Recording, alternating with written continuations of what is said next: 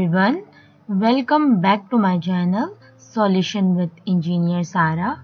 आज का जो हमारा टॉपिक है वो बेस करता है स्विच केस स्टेटमेंट पर।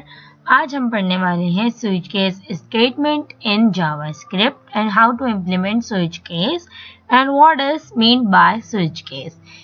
स्विच केस आपको अगर मैं इजी वर्ड्स में समझाऊं तो स्विच केस का मकसद ये होता है कि जैसे कि हमारा if else if statement work करता है, स्विच केस भी सेम टू सेम वही काम करता है। बस इन दोनों में डिफरेंस ये है कि इन दोनों को लिखने का जो सिंटैक्स है, इन दोनों को जो लिखने का तरीकेकार है वो बिल्कुल डिफरेंट है। इफ एल्स जब हम लिख रहे थे तो हम उसके अंदर इफ की कंडीशन लगा रहे थे, देन हम एल्स इफ इस तरह करके। स्विच केस में हम ये काम करते हैं, सबसे पहले हम यहाँ पर लिखेंगे स्विच, देन हम इसमें एक एक्सप्रेशन देंगे। एक्सप्रेशन पास करने के बाद हम इसमें केसेस बनाएंगे। केस बनाने के बाद हमने बोला कंडीशन 1, यानी कि अगर ये कंडीशन ट्रू हो गई तो यहाँ पर जो भी स्टेटमेंट है वो हो जाएगी प्रिंट आउट, और अगर ये ट्रू नहीं हुई, ये वाली केस 1 यानी कंडीशन 1 फॉल्स हो गई, तो ये ब्रेक लगाएंगे और ब्रेक लगाकर ये कंडीशन 2 को गो थ्रू करेगा।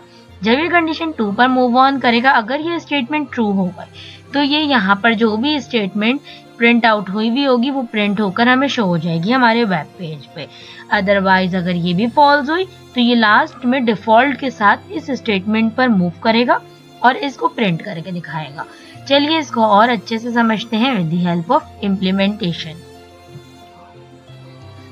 यहाँ स्क्रिप्ट के स्टार्ट और एंड टैग में मैंने अपना एक वार लिया और उसमें एक वेरिएबल नेम दिया डे इज इक्वल टू, उसमें मैंने दे दी वैल्यू 1, यानी कि मैंने बोला मेरे पास जो डे है डे 1, उस डे मैंने वेरिएबल नेम दिया और उसके अंदर वैल्यू असाइन कर दी 1। अब हम बनाते हैं स्विच केस। यहाँ मैंने बोला स्विच, इस तरह ब्रैकेट्स ओपन करें, देन हम कर्ली ब्रैकेट्स ओपन करेंगे। ये स्विच का एक सिंटैक्स है। स्विच के अंदर जो स्मॉल ब्रैकेट है उसके अंदर हम वो वैल्यू पास करेंगे जो हमने यहाँ पर वेरिएबल नेम लिया हुआ है। मैंने यहाँ वेरिएबल नेम लिया हुआ है डे, तो मैंने यहाँ लिख दिया डे। और जो हम कंडीशंस बनाएंगे उन कंडीशन में जो हम वैल्यू पास करेंगे वो वैल्यू देंगे जो हमने वेरिएबल नेम को वैल्यू असाइन करी होगी। जैसे कि अब यहाँ पर डे आ गया। अब मैंने बोला मुझे कंडीशंस बनानी यानी केसेस बनाने। केस, अब केस को मैं कौन सी वैल्यू दूंगी 1। अगर यहाँ मैंने 2 लिया होता तो अब जो दूसरा केस बनेगा वो केस 2 बनेगा। देन यहाँ मैंने इस तरह कॉलन लगाया और कॉलन लगाकर मैंने कह दिया प्रिंटिंग डॉक्यूमेंट डॉट, और मैंने लिख दिया मंडे। होगा ये कि इसने सबसे पहले देखा कि डे की कंडीशंस चल रही है तो वो गया डे में जाके उसने वैल्यू देखी कि मुझे कौन सी पास हुई है, 1 हुई है 2 हुई है, जो भी वैल्यू पास होगी ये उस केस को देखेगा। और अगर यहाँ पर ऐसी वैल्यू पास होगी जिसका केस नहीं बना हुआ होगा तो वो फिर डिफॉल्ट को देखेगा। राइट, अभी मैं आपको अगर इसको रन करके दिखाऊं तो आप देखिएगा मैं मंडे लिखा हुआ शो होगा। ये देखिए मंडे लिखा हुआ में शो हो रहा है। इसी तरह अगर मैं इसको कहूँ कि मैं एक और केस बना रही हूँ, जो मैं बना रही हूँ केस 2 के नाम से, और मैंने यहाँ पर बोल दिया ट्यूसडे, और मैंने अब यहाँ पर वैल्यू दे दी 2। ये देखिए अब ये मुझे ट्यूसडे शो कर रहा है। अगर ये वैल्यू यहाँ पर 1 होती तो होता ये सीन, अगर मैं कंट्रोल एस करके दिखाऊं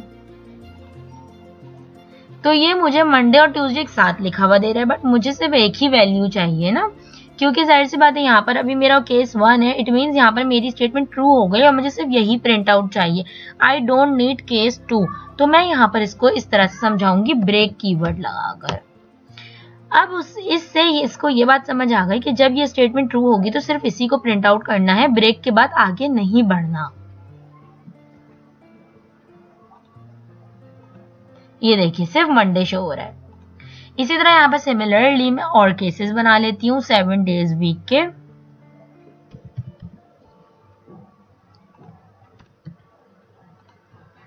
फोर 5।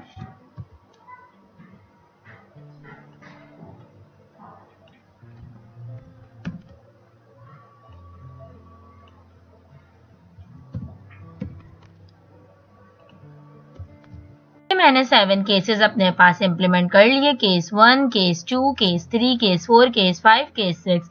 याद रहे हमेशा हम केस में जो वैल्यूज देंगे हम वो वही वैल्यू असाइन करेंगे जो कि हमने अपने वेरिएबल नेम को वैल्यू असाइन करी होगी। यहाँ पर मैंने 3, 4 Tuesday, Wednesday, Thursday, Friday, Saturday सब बना दिया। अब मैं यहाँ पर ब्रेक कीवर्ड ऐड करती जाऊंगी।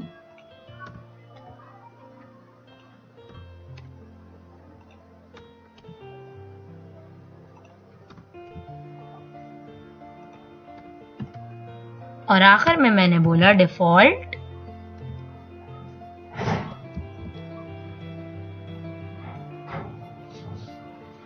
यहाँ मैंने डिफॉल्ट के बाद मैं अपनी स्टेटमेंट में वो लिखूंगी, जैसे कि मैं लिख देती हूँ there is no another day या नो अदर डे। अगर अब मैं यहाँ पर 6 दे दूं वैल्यू नेम, वैल्यू की जो मैंने जो वेरिएबल नेम को जो वैल्यू असाइन करी वो 6 करी, तो होगा क्या, सबसे पहले वो जाएगा डे में वेरिएबल नेम में कि ओके बॉस, यहाँ पर ऊपर भी वेरिएबल नेम डे ही है, आप सही स्विच में एंटर हुए हो। देन वो देखेगा केस 1, बट हमारा तो 6 है, केस 1 में जब वो गया तो ये स्टेटमेंट हो गई फॉल्स, तो ये आगे बढ़ गया। जब ये केस 2 में गया ये भी फॉल्स फॉल्स फॉल्स, जब ये केस 6 में आया तो ये हो गई ट्रू, क्योंकि यहाँ पर जो वैल्यू असाइन है वो 6 है। और जब इसने देखा केस 6 ही मेरा केस है तो इसने यहाँ पर डॉक्यूमेंट डॉट राइट में जाके सैटरडे को प्रिंट आउट कर दिया, स्टेटमेंट को ट्रू करके, एंड देन यहीं पर ब्रेक कर दिया। नो नीड के ये केस 5 और डिफॉल्ट पे मूव ऑन करे। ये देखिए अभी मैं आपको अगर जो है डे 6 को दिखाऊं तो डे 6 हमारे पास क्या है, डे 6 हमारे पास सैटरडे। और अगर यहाँ पर मैं बोल दूं लेट सपोज मैंने यहाँ पर अभी तक सिर्फ 7 केस बनाए हुए, मैंने 5, 6, ये 7, मैंने यहाँ पे 7 केस बनाए हुए, अगर मैं इसको वैल्यू दे दूं 20, तो अब इनमें से आप देखिए कि ना तो केस 1 है, 2, 3, 4, 5, 6, 7 किसी में भी 20 वैल्यू नहीं है, यानी 20 का केस नहीं बना हुआ, तो ये किस पर जाएगा बाय डिफॉल्ट, ये डिफॉल्ट कुछ देखेगा। Control S. अगर अब मैं आपको रन करके दिखाऊं,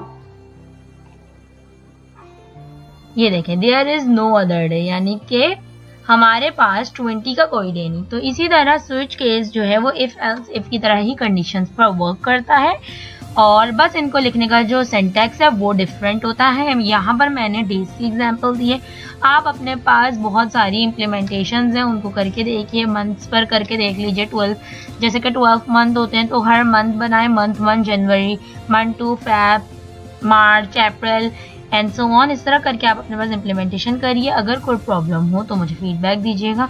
इंशाल्लाह नए ट्यूटोरियल के साथ मिलेंगे। Thank you very much. Allah Hafiz.